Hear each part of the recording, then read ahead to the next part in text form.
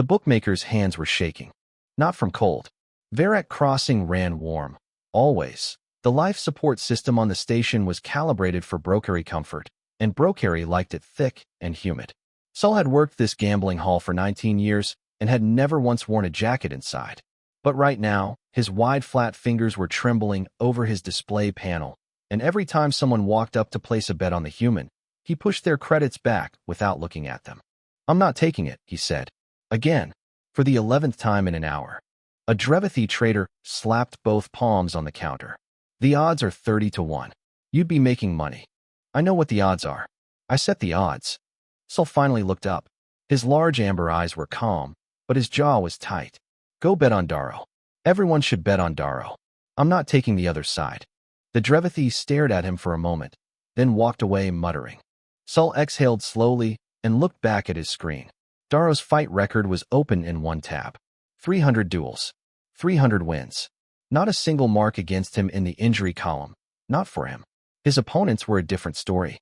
Broken joints, cracked plates. One Mervani fighter who still couldn't fully close his left hand 2 years later. And not one of them had ever landed a strike.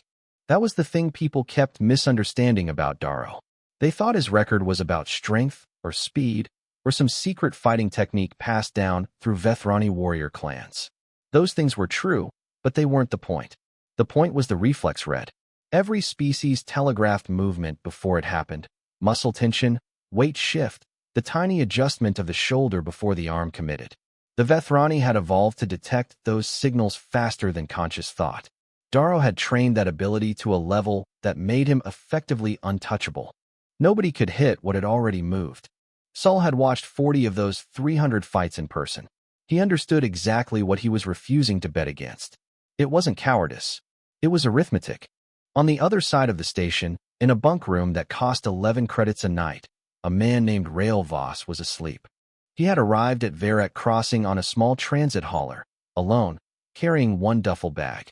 No team, no medic, no corner support. The dock officer who logged his arrival had asked if he was here for the exhibition match, and Rail had said yes, and the officer had looked at him for a long moment. Average height, somewhere in his 40s, the kind of build that looked like it used to be more impressive, and then stamped the entry form, without saying what he was thinking. A hegemony diplomat named Borvold had come to find him that afternoon. Borvold was tall for his species, well-dressed, and had spent 16 years delivering messages designed to destabilize people before important events. He found Rail in the corridor outside the bunk room and delivered his prepared remarks about the history of Daro's victories, the expected outcome of the following day, and the broader symbolism of what the hegemony was trying to demonstrate to the frontier worlds. Rail listened to all of it without interrupting. When Borvold finished, Rail said, "Thank you," and went back inside and went to sleep. Borvold stood in the corridor for a moment, genuinely uncertain what had just happened, and then walked away. In the main arena observation deck, 9 levels above the gambling halls, a Karathi mercenary named Vera was watching the pre-fight broadcast feeds. She was built the way her people generally were, compact, dense, with gray-green skin that had taken a lot of weather and a few blades over the years. She had a drink she wasn't touching and a quiet expression that had made a lot of beings uncomfortable over the decades. She had worked frontier contracts twice. She had seen humans in difficult situations both times. The broadcast was showing Daro's entrance rehearsal. The arena staff were running lighting checks for the following morning, and someone in the control booth was clearly enjoying the dramatic settings. Red gold lights swept across the dueling floor in long pulses. Daro walked through it without looking up, unhurried, speaking quietly with his handler. He looked exactly like what he was, a being who had never been given a reason to worry. Vera watched him for a few minutes. Then she pulled out her personal comm and placed a private bet. Not through Sol's Hall, through a different channel, one that was still taking both sides. She bet on the human. Not a large amount, just enough to mean she had committed to a belief. She picked up her drink and finally took a sip, still watching the screen. The broadcast cut to a short profile of the upcoming match, and the human's introduction appeared on screen. Standard format: name, species, home system, fight record. The record field said, classified. Vera raised her eyebrows slightly. She had not known that. She did not change her bet. Below, in the gambling hall, Sol closed out his display for the night and locked the counter. Tomorrow the arena would fill. 9,000 beings would come to watch Darrow do what he had done 300 times before. He turned off the lights and told himself he was being reasonable. He almost believed it. The arena filled from the top down.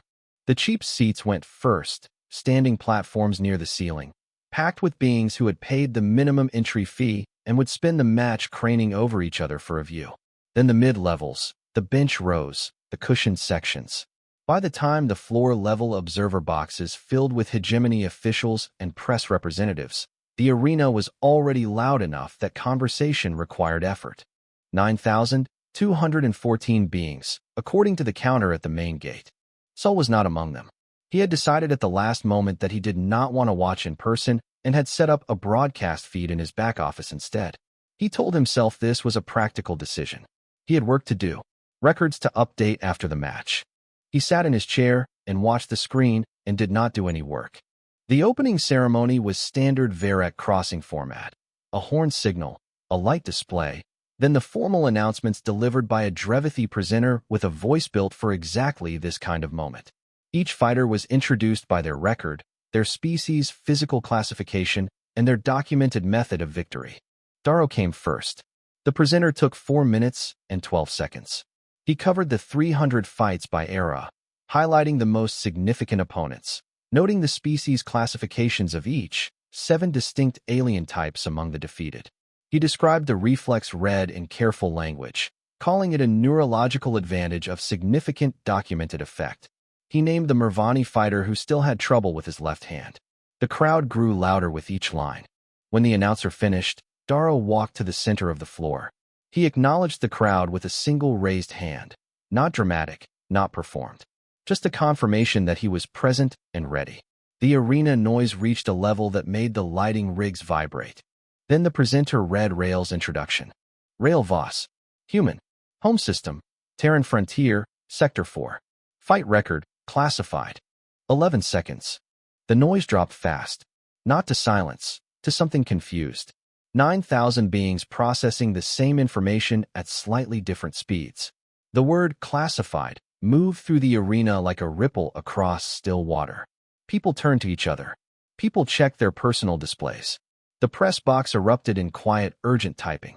In the hegemony observer box, Diplomat Borvold sat very still.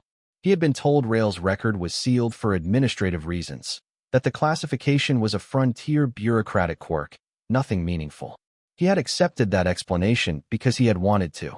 Now, watching the crowd's reaction, he was less certain. He pulled out his comm and sent an urgent query to his superior office. On the floor, Darrow studied Rail.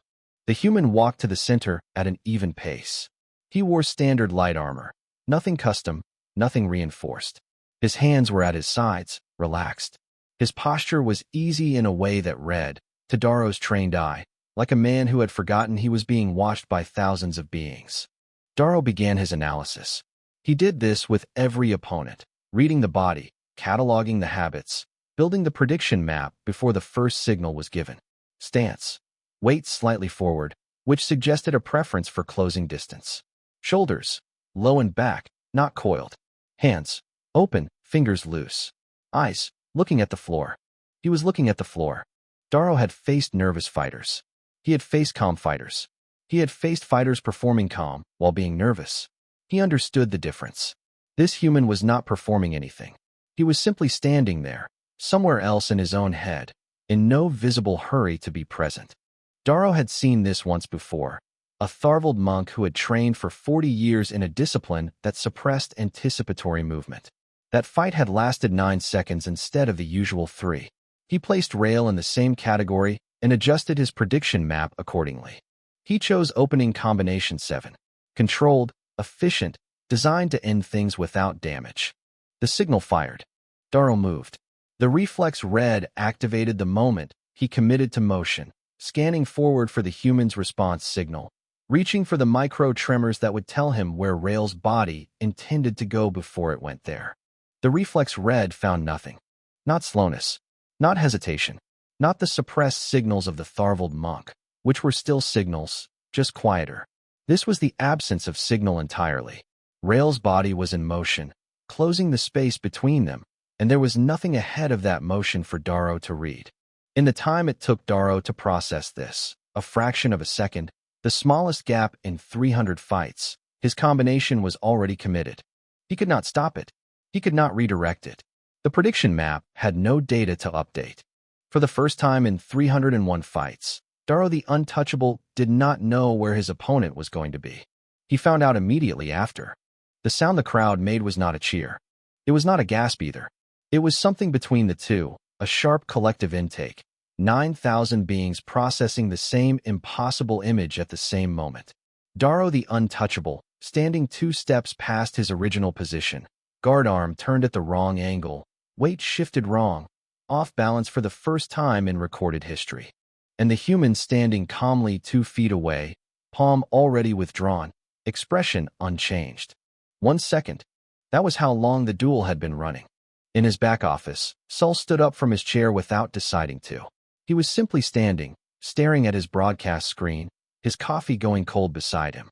He watched the instant replay, the feed cut to automatically. Darrow's combination going forward, rail stepping not backward but sideways and slightly in, palm coming up not to block but to redirect, using the Vethrani's own momentum to push the guard arm wide. Clean. Simple. So basic it almost looked accidental. It was not accidental. Sol sat back down slowly. He felt something he recognized as professional grief. In the arena, Darrow recovered his footing in under a second. His body knew how to do that without instructions. 300 fights had built responses that did not require thought. He reset his stance, reassessed, and ran the reflex read again.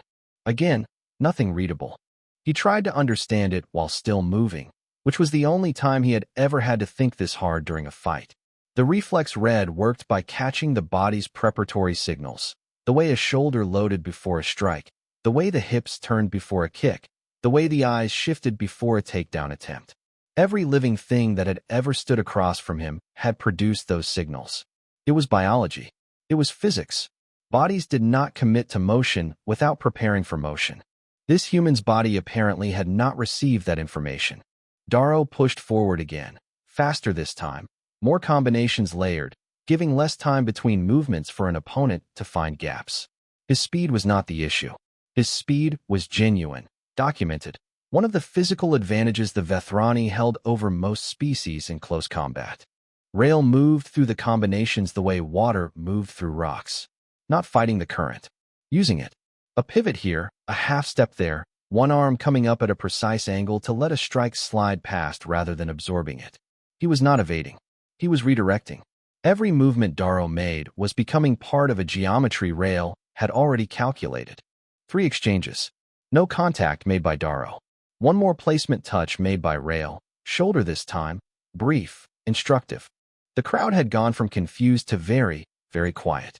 In the observer box, Borvold's calm buzzed. His query had finally received a response from his superior. He read it twice. Then he read it a 3rd time, because the words were simple and he wanted them to mean something different than they meant. Do not let this duel proceed. Rail Voss is not a volunteer representative. He is a former Tier 0 combat instructor, Terran Defense Division. Recall immediately. Borvold looked at the clock. The message had taken 51 seconds to arrive. He looked at the floor. Darrow was resetting again. Rail had not moved from his general area of the arena. He was waiting. Borvold put his comm in his pocket. There was nothing to recall. There was no mechanism for it. The duel was already underway on neutral ground under Varek crossing jurisdiction. The hegemony had no authority here to stop anything. He had been sent to watch a symbol be created, and the symbol was being created, just not the one he had come for. He sat very still and watched. On the floor, Darrow made a decision. He had 37 standard combinations in his trained catalog.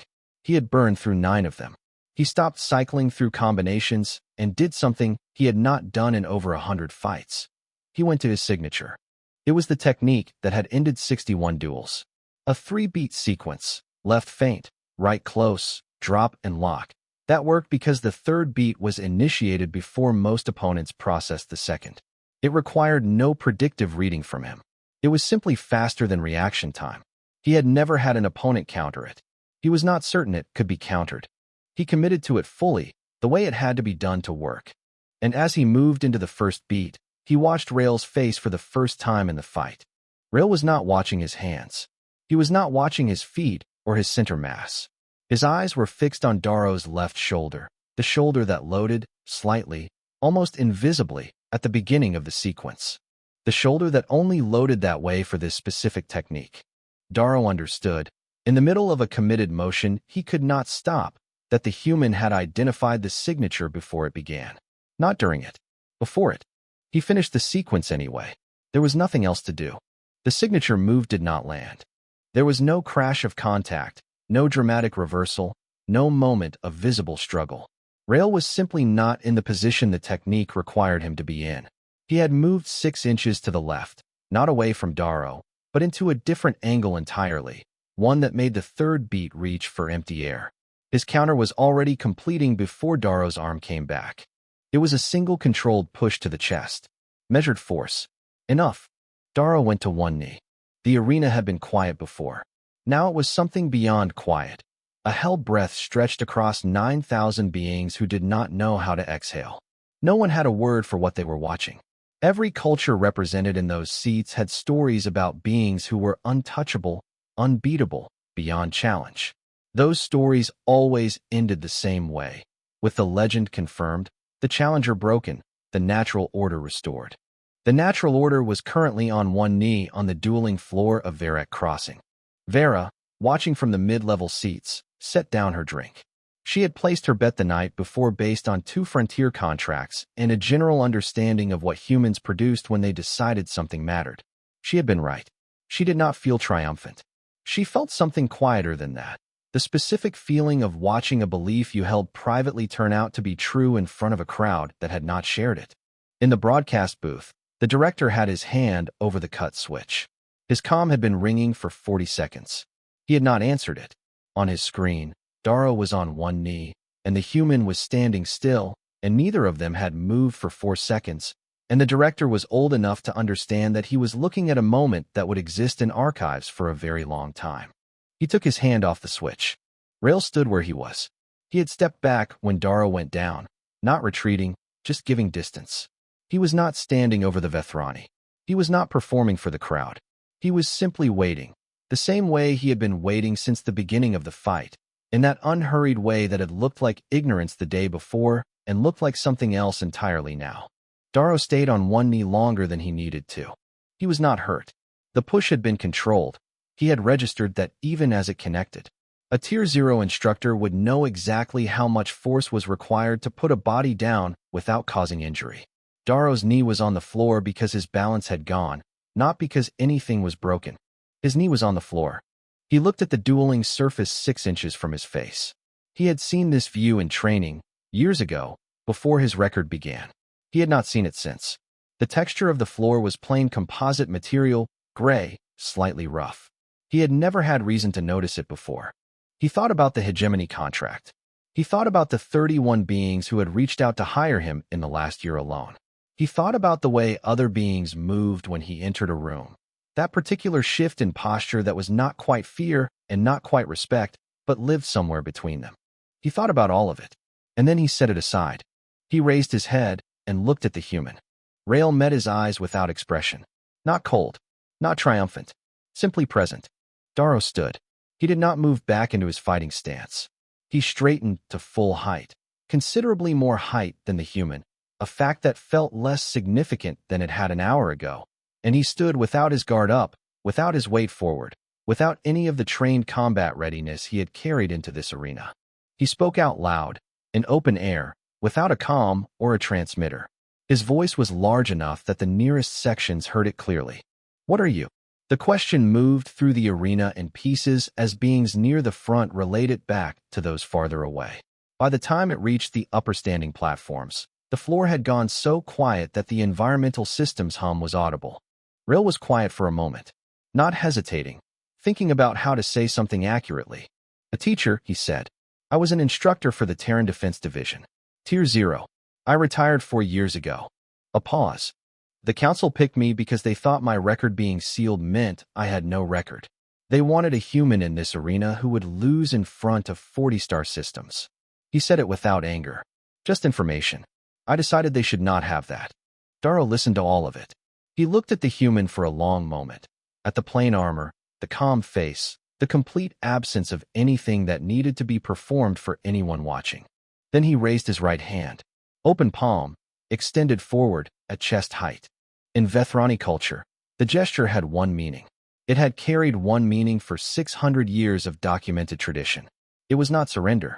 It was not greeting. It was a request for instruction. The arena did not immediately understand what they were seeing, but the beings who knew Vethrani culture, and there were several hundred of them in the seats, went very still. In the observer box, Borvold closed his eyes. The referee had a manual. It was a thick manual, 230 pages covering every possible scenario that could occur during a sanctioned duel at Varek Crossing. Submission, injury, equipment failure, fighter withdrawal, medical intervention, even death, which had not occurred on this floor in 60 years, but which the manual addressed in careful legal language across 4 full pages.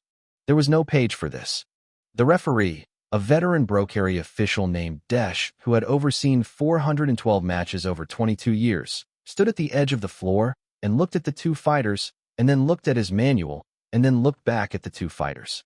Darrow was standing with his open palm extended. The human was looking at it. Neither of them was fighting. Neither of them had submitted. Desh made a decision that was not in the manual. He declared a recess. A recess had not been called mid-match at Varek Crossing in over 40 years. The last time it happened, it was because a lighting rig had partially collapsed. Desh used that precedent, cited it formally to the broadcast booth and the event registry, and cleared the floor. He would decide what came next when he had more information. What he did not have was the ability to unbroadcast the previous 9 minutes. The feed had gone to 42 star systems simultaneously. It had been picked up by relay stations, secondary broadcasters, personal recording devices, and the private network archives of every major information outlet in hegemony space. By the time the recess was called, the image of Darrow on one knee had already been viewed by an estimated 400 million beings. By the time Desh finished his formal recess declaration, that number had doubled. The Hegemony Comms office began issuing a removal request for the official broadcast footage within 12 minutes. They cited a contractual clause about unauthorized use of fighter records, specifically the sealed classification on Rail's file, which they argued had not been properly disclosed to the event organizers. Varek Crossing's legal office reviewed the request and sent back a single-line response.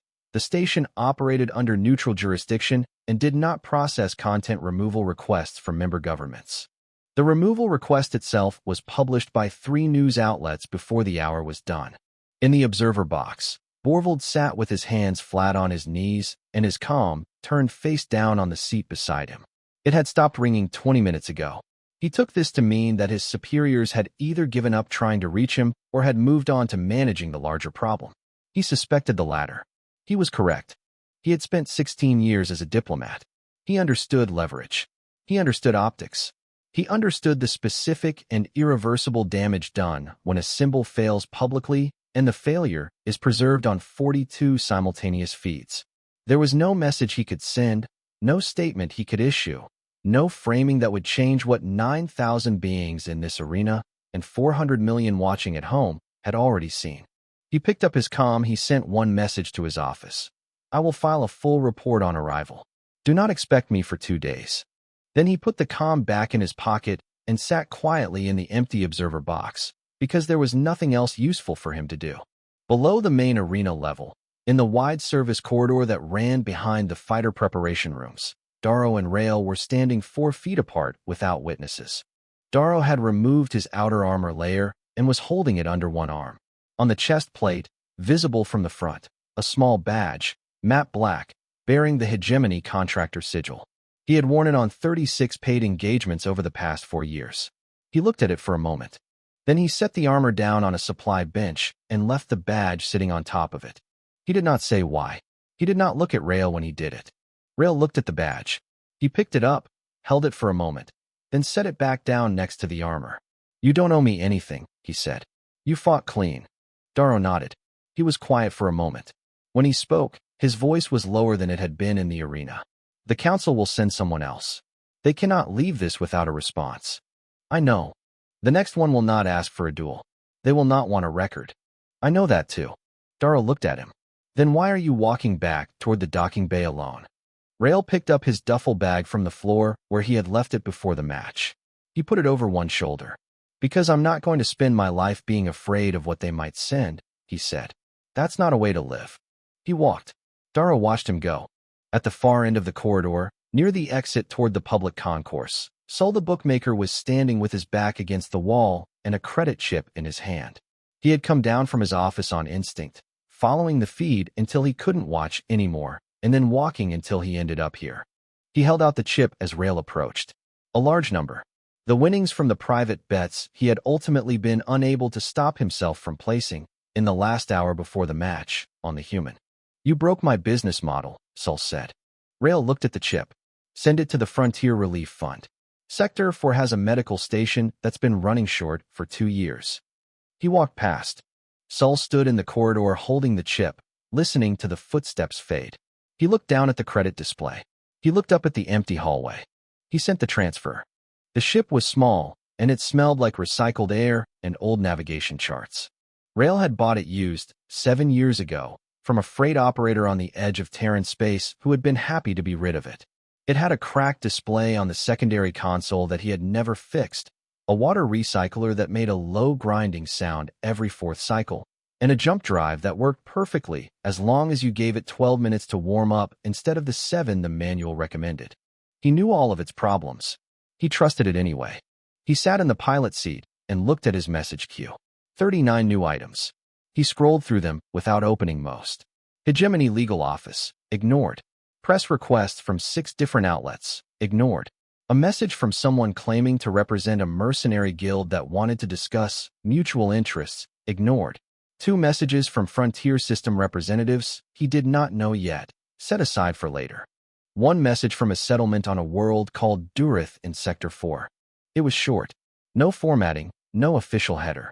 It had been sent from a personal account with a name he didn't recognize, a teacher at a small school. The message read, "We watched. We understand now. We are ready." That was all. Rail read it twice. He set a course for Durith. 3 months passed. Darrow surfaced on a frontier world called Nessun, working independent security contracts for a brokary trade collective. He had removed every piece of hegemony-affiliated documentation from his professional record. His reputation still opened doors. The name was enough, even without the badge. But the doors it opened were different ones now. Quieter ones. He did not explain the change to anyone, and no one who had watched the broadcast asked him to. Vera, the Karathi mercenary, collected her private winnings from the bet she had placed. It was a meaningful amount. She transferred half of it to a frontier medical station in Sector 4. She did not know that Sol had already done something similar, and neither of them ever found out about the other. She kept the remaining half and used it to turn down 2 hegemony security contracts she had been considering. She spent the money on time instead. She had not done that in a long time. The Hegemony Comms office completed its removal request process for the broadcast footage. The request was formally declined by Varek Crossing, by 4 independent relay stations, and by the Galactic Archivist Council, which had already filed the footage as a document of historical interest. The removal announcement was covered by 19 news outlets. The footage was, by that point, embedded in an estimated 40,000 personal devices and mirror servers across hegemony space. The Galactic Combat Registry amended Darrow's official record with a notation. Match 301. Varek Crossing. Result. Incomplete. It was the first incomplete result in the registry's 160 years of documentation. The notation generated more commentary than any completed match in the previous decade. The dueling circuit at Varek Crossing retired Rail's entry slot. Sol had lobbied for it personally, going through 3 levels of station administration over the course of 6 weeks. He was not sure why he cared so much. He suspected it was because he had refused 11 bets the night before the match, and he needed the record to reflect that he had understood something, even if he had been afraid of it. The plaque installed beside the retired slot read, Rail Voss. Record, classified. Result, sufficient. Sol thought sufficient was exactly right. On Durith, in a flat open settlement surrounded by red clay ground and low buildings that had been built quickly and reinforced slowly, Rail landed his ship at the edge of a dust-covered landing pad that was more of a cleared field with painted markers than an actual facility. The teacher from the message was there. Her name was Orin. She was older than he had pictured, with a practical manner and the specific tiredness in her eyes that came from running a school on limited resources for a long time. She had brought 11 people with her, settlers, mostly young, a few older. Different species represented among them. A Brokeri teenager, a pair of Karathi siblings, several humans, all of them watching the ramp as it came down. Rail stepped off. He looked at the group. Orin met his eyes and gave him a small nod, not deferential, just acknowledging. He looked at the group for a moment. At the young Brokeri in the back who was standing on his toes to see better. At the Karathi siblings standing with their arms crossed the way their people did when they were trying to look like they didn't care about something they cared about very much. At the humans in the front row who had the look of people who had been told their whole lives that the lesson being offered to them was going to be defeat. He set his bag down. He rolled up his sleeves. "How many of you want to learn?" he asked. Every hand went up. He looked at them all for one moment. 11 people on a dusty landing pad on a frontier world that the hegemony had written off as a symbol. 11 people with their hands in the air. He nodded once. Then he began.